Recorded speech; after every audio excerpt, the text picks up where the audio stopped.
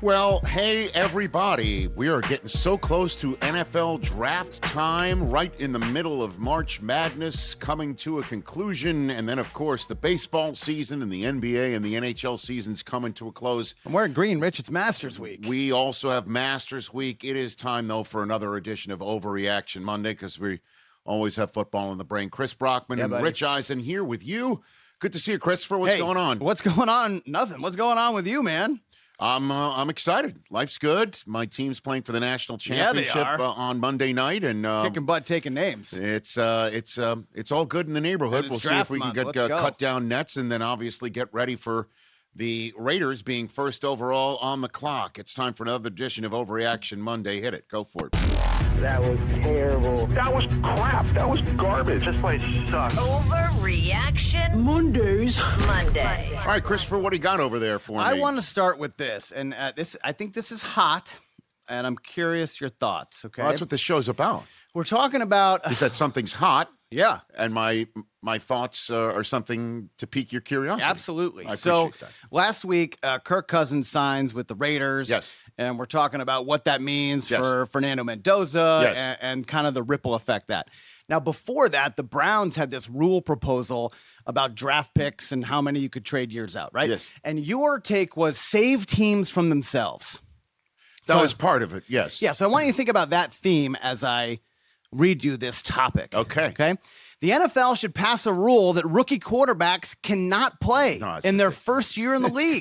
That's crazy. Save teams from themselves. Think about the development of the kids. We have a quarterback development problem in this league. Guys start too soon when they're not ready. My goodness. Let's just lay it out there. You got to sit your first year. Should we also, I mean, you want to go back to the Stone Age here. No, I don't. Yeah, I want to it used to be in college that freshmen couldn't start. Sure, but in the NFL, I want you to think about three of the all-time greatest to ever play the position. What do they have in common? Tom Brady, Patrick Mahomes, Aaron Rodgers did not play their first year. Understood. There are different ways to get there. I understand what you're saying, but to institute a rule, why not? Is absurd. That's why. Number one, it's absurd. You're not going to do that. Certainly when you also have a system, I guess, under your proposal, you would also have to change the system in which quarterbacks by year three, end of year three, a team needs to make a decision on them of whether to pick up a fifth-year option. You're basically saying you don't have 3 years to figure out whether somebody is worthy of being paid a fifth-year option type of salary. You have only 2 years to figure that out. So I don't think teams would be going for that. I also don't think the NFL Players Association would like after 2 years. I don't think the NFL Players Association would love to have members of their union being told you're not playing at all. Would players then stay in college longer because they'd get actually paid to play football rather than paid, I would imagine, a lesser salary to sit and watch? I don't know why you're thinking about this from the money perspective. Because I'm thinking about it from the realism perspective. I'm thinking about it from development. We have a quarterback development problem in the NFL. I agree with you there. I think this is a step to kind of fix that. Well, what do you do? What do you mean, what do you do? How do they spend their year not playing? Getting ready, practice, reps, learning from the veteran. But I'm actually creating jobs with this proposal. How? You're not. You're taking a job and saying you can't use it. No, because now the teams have to roster another veteran to help teach this kid how to play. I hear you. They could still do that while having the option of inserting them. So Drake May last year, you'd think he would have just been that guy without all the time that he got all the time getting his ass kicked? Yeah, I know, but getting your ass kicked actually helps you learn. Failure is definitely one of the biggest learning tools I think of in life at all, period. Patrick Mahomes got a cup of coffee in the last week of the season. The next year, he threw 50 touchdowns. I know that. I think quarterbacks will be fine and figure it out. But I think just mandating Drake May got his ever-loving ass kicked in year one, and then if it wasn't for you, was MVP of the league last year. It wasn't for me. Okay. I voted for the guy who everyone else as a majority voted for. One and vote then extra. On top of it, one person should have been either one extra vote or should have been a flat-footed tie in it, but somebody decided to make a stand for Justin Herbert. So there's that. Listen, this kid and anybody else who has first-year experience grows and matures faster. I appreciate what you're saying. To flat out mandate it is a complete and total overreaction. And I'm going to ask you to move on by asking you this question. If you want to go back to the Stone Age, should we no longer allow water during practice? What else do you want to bring back? Anything else? I think you're really overstating my position. This is for their benefit. I understand what you're saying, and I am always pounding the table for quarterback development in a league where there isn't any. Countless coaches come on here and say they're out of options. You can't judge these guys after their first couple of seasons. They need 3, 4, 5 years. This is going to help that. But to mandate that they sit when you're not going to have the reps to give to the kid during practices, that you cannot also mimic the real life stuff. You've got to get them in there. That's always been the age-old issue, or the age-old toughening somebody up, tough love, throwing him in the deep end of the pool, so to speak. But there are technological ways that you can actually have the kids sit, be around, watch the quarterback prepare for a real game, and then also get some sort of reps, virtual reality, AI, whatever the hell you're trying to do right now. And while you're also trying to figure out how you can get them up to speed during the off season, those are the ways to get through. But you can't sit here and say that Jaden Daniels, his dynamic first year, let's throw that out. Caleb Williams last year, yes, we could see what happened with Ben Johnson, but he had the whole first year of experience to as a base from which to grow. Got his ass kicked. I understand. Let's move on. What else you got? I want salt tablets and I want to drink out of a hose. That's what I'm saying. Okay. Yeah.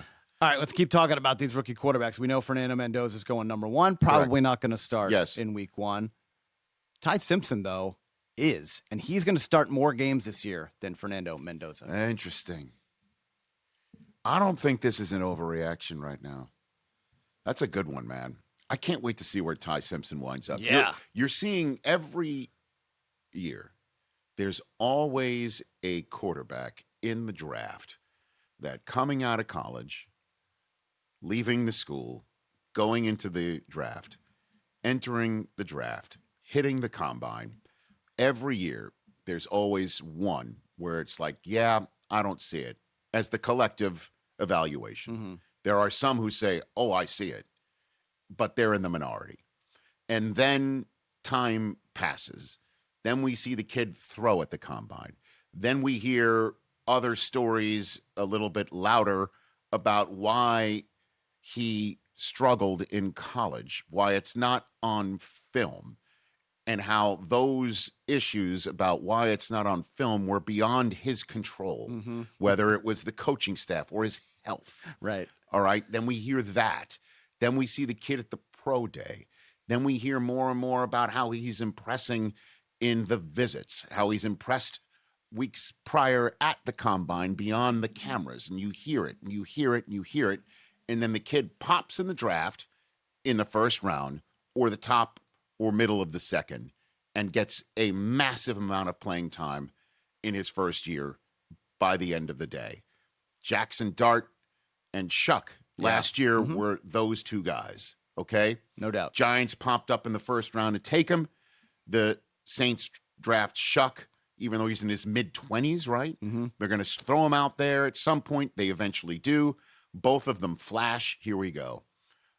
I kind of feel like Ty Simpson's that guy this year. And everybody was looking to be that guy out of the group of him and Nussmeier and Carson Beck, just to name two more. Yep.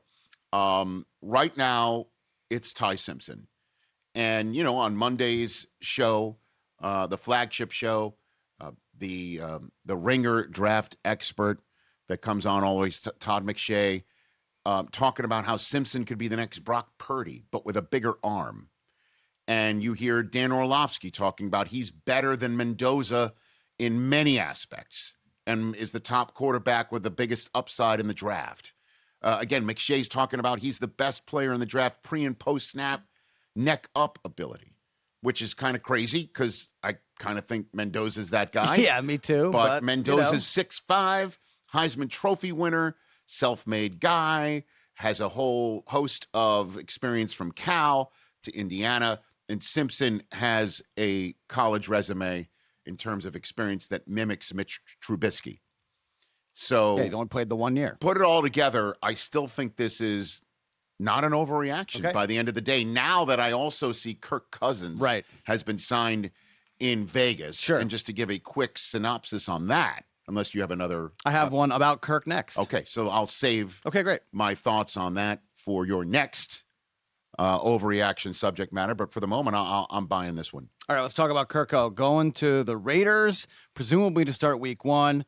And I think he's going to succeed. Kirk's going to throw for more touchdowns this season than both Falcons quarterbacks, Tua, Michael Penix combined. Oh, I'll push back on that, just in the fact that I do believe Cousins is going to succeed in Vegas. And I think when he's out there, he's going to play well. I do believe that. But Kevin Stefanski with Tua and or Penix, I think they're going to really crush it. I think that offense is going to look really strong. Coming out of the box really strong, too. So I dig it, what they're building in Atlanta on the offensive side of the football. And by the end of the day, I don't think they're going to struggle enough to the point where two that play, if they do, would have less than one in Vegas. Certainly when there's a number 1 overall pick that's sitting on the bench potentially pushing. You don't think that's just going to be the Bijan show in Atlanta? Well, I think he's going to catch some touchdowns too. Okay. I think he's going to get a screen pass around his own 40-yard line and go 60 yards. Yeah, you're probably right. I think Tua is going to find London and Pitts, and I think that they're going to add some more pieces, draft if not otherwise, or already have that are going to flash. Listen, what Cousins' addition to Vegas means is it gives them more room for time and patience with Fernando Mendoza should he require it.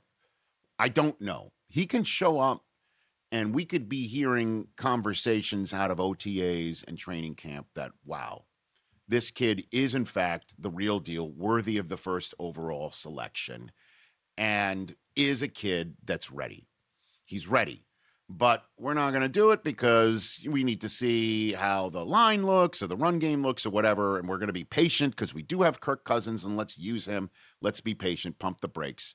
Or it's just going to be like, hey, Kirk, you see it, and we see it. And we're paying you the money you asked. And we gave you the contract. Keep the seat warm for a month or so. We gave you the contract that you were looking for. And we appreciate what you're doing, but we've got to go with the kid. Mm-hmm. Even though we always know to go from the kid back to the veteran, it's tough to go back to the kid if he's struggled.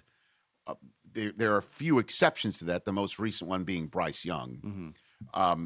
But altogether, what Kirk Cousins does with his presence is, yes, help out with Fernando Mendoza, and the two of them, as we mentioned on last week's show, sound alike, they act alike, they can be alike. Right. They're definitely going to be aligned. There's not going to be gear grinding like, oh, this guy's driving me crazy. I think they're not going to be the odd couple. They're going to be two peas in a pod. So there's help there, but it allows the Raiders to be patient should it be required with Fernando Mendoza, certainly with a new head coach and having that latitude that a new head coach gets with a new regime. That said, I still think the Falcons are going to be better two than one. Certainly if Cousins eventually, maybe quarter of the season, halfway through, he's hurt, Mendoza gets in, that they might stick with the kid after that. Gotcha. What else you got? Sounds good. All right, this one is spicy too, Rich. Last week, the big bombshell story about the Eagles and Jalen Hurts and what's going on there, and maybe growing a little tired, maybe of their Super Bowl MVP. What do you think about this? If the Eagles miss the playoffs this season, they're going to have a new starting quarterback in 2027. I just don't know the contract off the top of my head. This is the last year of guaranteed money for Jalen Hurts. Well, 2026. Well, then I'll tell you, if that is in fact the case, that all his guaranteed money is gone after this year, you're going to be hearing some noise potentially from his representation that might not jibe with his quiet demeanor. And keeping things out of the griddle or pouring gasoline on a fire. You'll hear something. You'll hear something.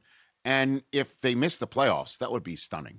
Don't you think, though, at the end of the day? I don't know about that. Why? They kind of struggled at the end of last year, one and done in the playoffs. But they still have enough terrific players. Dallas on looks defense. Dallas had a really good season, off season. They're coming into it looking pretty good. Jane Daniels, assumingly back healthy. Washington is going to be, they're in a spot to maybe take Jeremiah Love in the draft. If they're lucky. They're going to be back. I see a scenario under which the Eagles would have a fight on their hands. And for let's not discount the Giants, the man. Division title. Brother, they're still really, really good with some terrific players. Are they going to have A.J. Brown this year? I don't know. I don't know why they would trade him unless it's so untenable behind the scenes. Yeah. Why would they trade him? I don't get that. I think if they trade them, I think if they trade him, this is more likely that the Eagles would miss the playoffs. Really? I mean, does everyone want to go back to the days of pre-Brown and pre-Smith when we're talking about them not drafting Justin Jefferson? Right. That conversation, we haven't heard about the Eagles passing on Justin Jefferson for a couple of years, and for good reason, because of everything that's going on offensively. But, all the conversation about how 1 and 11 don't get along and they don't kind of like each other anymore. But hey, at the same time, they're the reasons why the Eagles went rogue at the end of the Packers game, causing, Nick Sirianni to be caught by a camera on the sideline screaming, "Why?" And it's just like, well, the two of them decided to go up top. So they don't like each other, but they go rogue together. You know what I mean? Like, there are some things. Yeah, it's weird. I think there is a Hurts issue there, whether it's self-inflicted by him or people just don't like his demeanor and be chatty Cathy's off record on background. And this is all normally would be something that tears a team down. But in Philadelphia, it seems to fuel them. It's that noisemaker that helps you fall asleep. Right. But this is the one this noisemaker that keeps them afloat. It's kind of weird. If they're 2 and 4, though, noise. 3 and 6, I mean, you're going to talk about Sirianni hot seat. Is Hurts the problem? Should they go to the backup? I got you. They're really good, though. They're a really, really good. The division is elevated, though, this year. Guys getting back healthy. Now, seemingly, full year of Dart. We have Harbaugh in the division. I totally buy that. Yeah. I need to see it, too. Need to see it. Need to see it from Washington and of course. New York. Okay. Yeah. Okay. Of course. And Dallas, I might add. But I feel that they are getting better. They've got their pieces on defense. I think they've had one of the best off seasons in the league. I like what they've done with Rashawn Gary, and then they add him to Clark and Quentin Williams. Yeah. They're going to draft at 12 and 20. They're going to draft 2 defenders. Like, I'd be stunned if anybody comes from 12 and 20 on the offensive side, unless they trade up to 3rd overall and get themselves some big ass piece like Jeremiah Love. No, it would be another edge rusher to put on the other side of Rashawn Gary and have them a 5-year Yeah, contract. that'd be fun. That would be the idea. That'd be really fun for their big splash. Not an offensive player. It would be like for an edge rusher if the Cowboys do that. Rich, let's talk about your favorite team in the NFL, Kansas City Chiefs. Hey, now you sound like diehard Cooper. Diehard Chiefs Kingdom, Rich. Despite they had the biggest splash offensively in free agency, Kenneth Walker, Super Bowl MVP, goes there. That's great. Love that for them. And Patrick Mahomes, who seemingly is going to be ready to start week 1. Despite signing him, though, the Chiefs are going to take an offensive weapon at 9th overall. I don't think that's an overreaction. I think a lot of people just have them pegged for defensive after trading away Trent McDuffie. The mocks are all over the place. Mansour Delane, the corner, the top corner available, that might be their choice too, because they trade away Trent McDuffie and they can pop him in there and basically say, "Hey, go kill it, kid, and it's time to pay you, and then we'll send you somewhere else." Like we did McDuffie, like we did Snead, like we do, all the time. Right. So, yeah, I could see them doing that. I could see them adding an edge rusher. They can go anywhere. And more and more I think about Carnell Tate, and if he drops to 9. He's not going to be there. He's not going to at 9. No, he's not going to be there. If Carnell Tate's there, I mean, you can put him in red. Yeah, And the other piece of news is that Rashee Rice has been cleared of his latest issues off the field for the NFL. Right. So, he's not going to be starting on the suspended list, at least not for that, to start the season. So I do like them adding Kenneth Walker. Again, Kareem Hunt, I believe in 2017 or 2018, I should their last figure that it was the last rusher, 1,000-yard rusher in his rookie season. Yeah. So if this kid is going to be bringing his Super Bowl MVP game to Kansas City, I like it a lot. Certainly if Mahomes is going to need to lean on something for the first half of a season to get fully up to speed with his surgically repaired knee. But so I guess it's an overreaction in the fact that they're going to have so many options. They're going to have options at edge rusher. They're going to have options at corner. They're going to have an option potentially for a big wide receiver. If Tate drops, there will still be, if Tate doesn't drop, every other receiver not named Tate in the draft if they want to do it. We'll see if somehow, some way, Mao and Noah would drop all the way down to 9. They might be tempted to go and pop a new offensive lineman into their mix if somehow, some way they get that value. So they're really in a good spot. They earned it, unfortunately for them last year. But they're in a good spot to go in any way they want. It's rare a good team, though, still in the middle of kind of a dynastic run, gets a chance to draft in the top 10. Yeah, I know. It sounds something like New England would have that opportunity. Interesting. Never heard that before. That's odd. All right, 2 more, Rich, and then we'll get on with our first week of April here. Thinking about the draft, I want you to do a little math here. I know I told you there would be no math, but it's really easy. There will be more first-round trades than quarterbacks and running backs selected combined. In the first round? On day 1, yeah. Oh, yeah. That's not an overreaction at all. Really? Oh, man. Yeah, quarterbacks and running backs selected on day 1, the highest you're going to get is 3. Maybe 4. Maybe 4. What? So at both Notre Dame kids and Ty Simpson and exactly. Well, there'll still be potentially more trades. Really? Yeah. I think every year during the draft we anticipate there's going to be a lot of movement, and it just kind of falls flat. I think this year there's going to be such a dearth of, I guess, offensive linemen, and let me peg another one. I mean, there's edge rushers. I just think that there's going to, in terms of premium, in terms of like premium, and then now you've got high upside type of guys. Sure. That it might force a hand or two. Let's just say there's 3 trades or 4 trades, maybe. I just think it's going to be 1 quarterback and 1 running back, brother. At the end of the day, and there'll be more trades. I think at the end of the day, Simpson will be waiting for the top of round 2. Okay.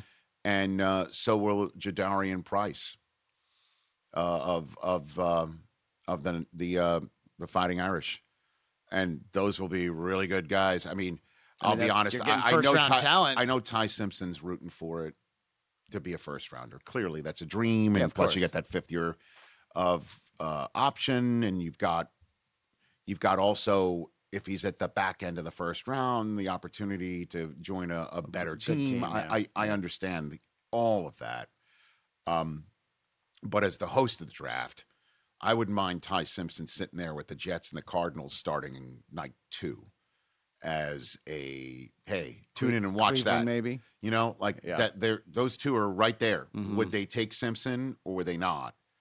But that's just purely, I hear you. I'm the host of a television product that I want you to watch. Right, of course. Which is a very self-centered way of putting Ty Simpson's feelings and future aside. But I think at the end of the day, it'll be, despite how Simpson is gaining some momentum in the mock drafts and in the world of evaluators, I think it'll be Mendoza 1 and then none. And then Love top 5. Yeah. And then none.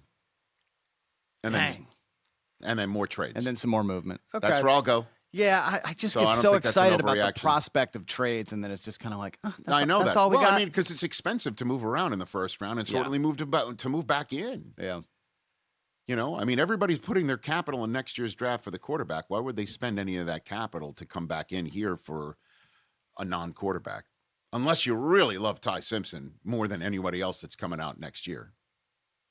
So, what else? You got one more? Last one, and it's your favorite topic, and it's my favorite topic. Oh boy, pressure, Rich Eisen. Oh God, not just a song by Queen and David Bowie. Oh my God. Here's the deal: the Ravens posted a video. You know, some team, Lamar coming to work. A handful of teams have workouts started this week. It's you know, new head coaches, and they show Lamar coming into the building, and I'm like, okay, Rich, no quarterback is under more pressure this coming year than the two-time MVP. That is so silly. Lamar What's the Jackson. pressure? What's the pressure, Chris? What's the pressure? Here's the pressure. You ready, Rich? Lay it on me, because I'm sure it'll be something that will definitely start to get him rattled. If it's going to be us talking about him or other shows like this talking about him. They're going to be. Other shows are going to be talking about all this. these topic bars at the bottom of the screen. Get ready.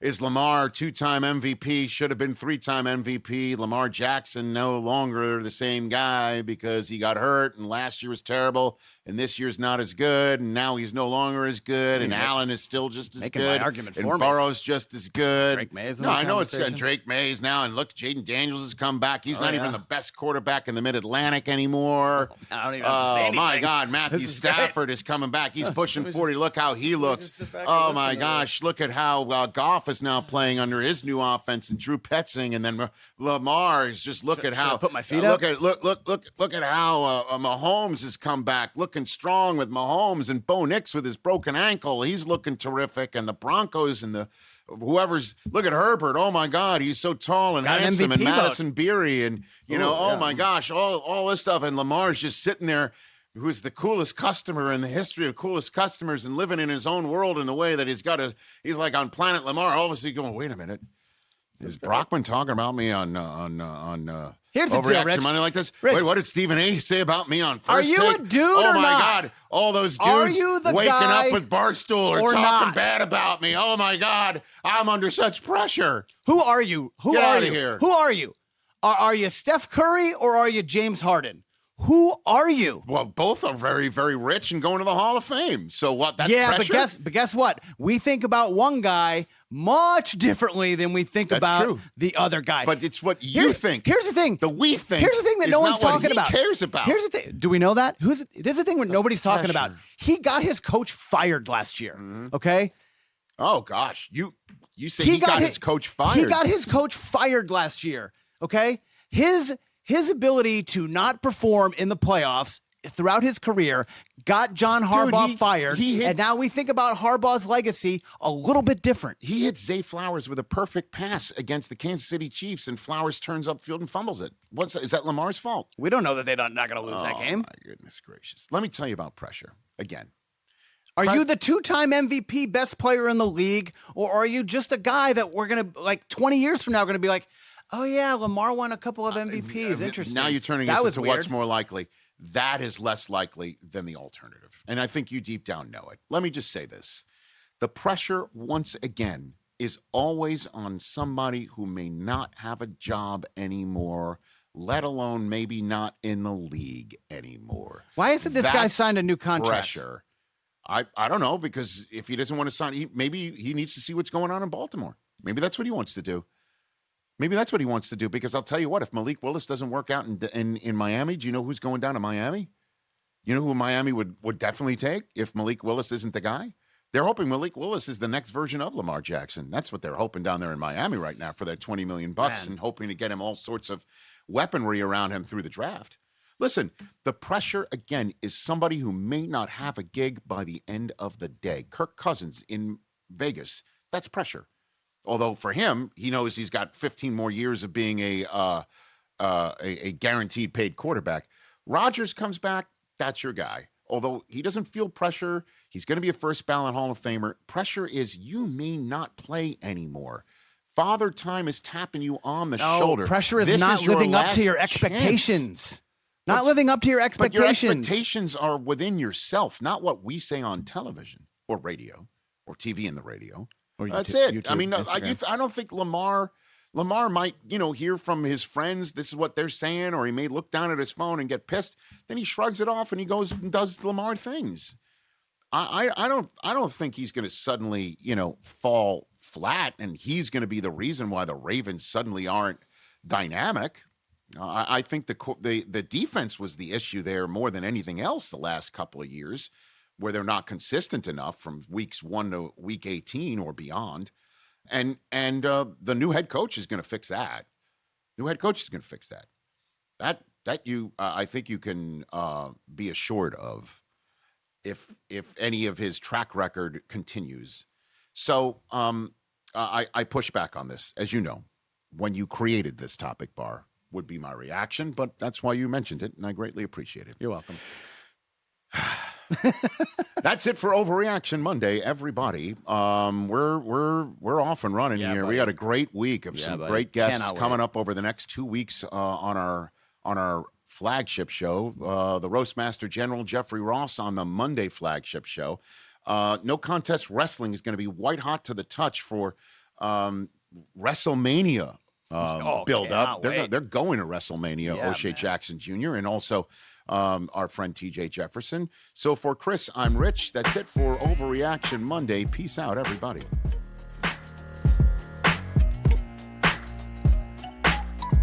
Hey, you made it all the way to the end. Thanks for that. Check us out every single day streaming live on Disney Plus and the ESPN app 12 to 3 Eastern.